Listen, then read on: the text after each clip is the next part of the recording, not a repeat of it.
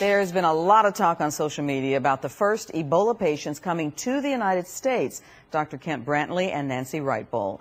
On Twitter, the hashtag Ebola outbreak brings up fear-mongering and conspiracy theories about the spread of the virus. The CDC says both Americans will be transported with extreme care and control and will never come in contact with the general population during their treatment. We invited Dr. Paul Pepe in to separate fact from rumor about the risks of this transfer. Dr. Pepe is Director of Emergency Medical Services for the City of Dallas and a Professor of Public Health at UT Southwestern. Emory Hospital in Atlanta, one of 4 in America to be able to handle these patients. Why there? Well, first of all, it's in the CDC's backyard. They developed this a few years ago just for that very purpose, to help repatriate someone that has some severe disease that's in some other country that may need quarantine or specialized isolation.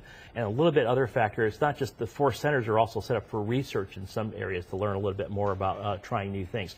There are many more sites in the United States, but in fact, all of us could probably take care of it in our own shops, the way we do isolation for this type of a problem. Now, the other workers still in West Africa are being pulled out. How big is the concern there? Well, quite frankly, we get Ebola outbreaks all the time. There was a big one, I think, back in '97, one in 2000, one in 2007, but not. This one's a little bit more complicated, spread to a couple countries, and it's a larger number before, so that's why it sort of hit the radar screen a little bit here. But it's still not that much different from other times that we've had this in the past. Dr. Pepe, lots of people concerned about the possibility of this spreading in the United States. What if it spread here in North Texas? How would the medical community here be able to deal with that? Well, first of all, I think the likelihood of it coming to us is really going to be not easy. You'd have to take several flights to get here, and there are ways of screening and capturing things as they come through. But let's just say somebody did come through. It's not that contagious, quite frankly. It's kind of like the way it's spread is not like the flu is with aerosolization and handshakes. It's basically from like in the situation of AIDS or hepatitis C. You have a needle stick, blood contact, fluids, or if you come into contact with it.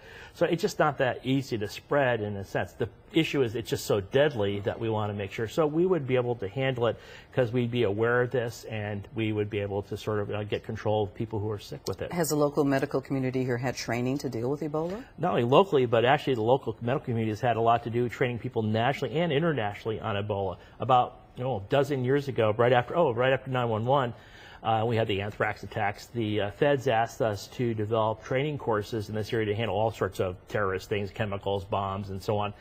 And one of the things we did was, of course, these kinds of viral hemorrhagic fevers, such as Ebola. And so that was part of our training. And we've developed training courses, and we've trained over 100,000 healthcare workers across the nation and actually overseas as well in these preventive things. And one of the things on the radar list, things we train them in, is Ebola. Okay.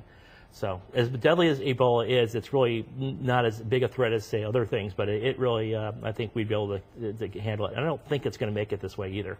Good information, and hopefully that will be reassuring to people. Yeah, I think that people shouldn't be alarmed about this. You just be aware. Okay. Excellent. Dr. Paul Pepe, thank you. You're very welcome. Okay.